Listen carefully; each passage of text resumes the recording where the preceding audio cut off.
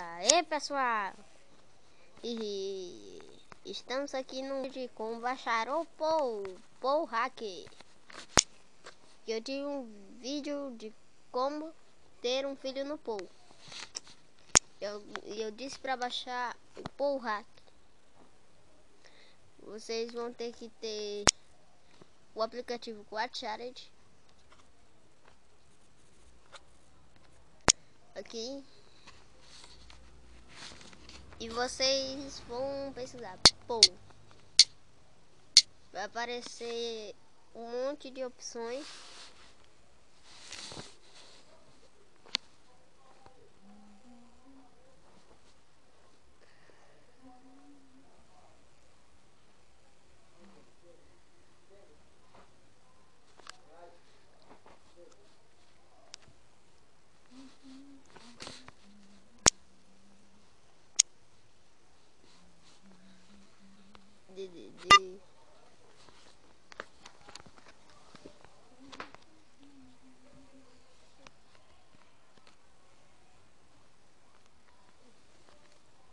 Demora mesmo.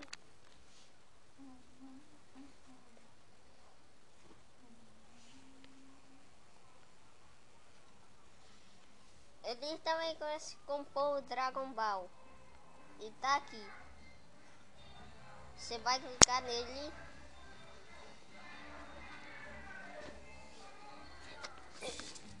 Desculpa aí se vocês estão ouvindo uma música.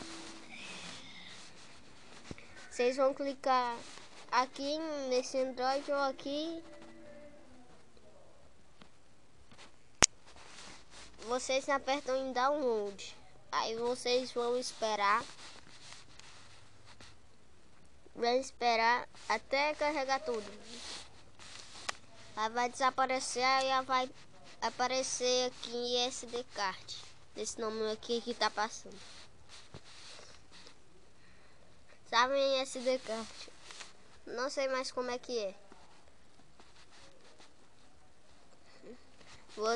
Aí vocês vão esperar mais uns 13 segundos aqui no QuadCharity. Pra quem não tem, eu vou botar o nome na minha descrição. E vocês vão pensar na Google Play. E vocês acham que instalam. Não instalem um Pro. Ele custa dinheiro. Esse daqui é barato.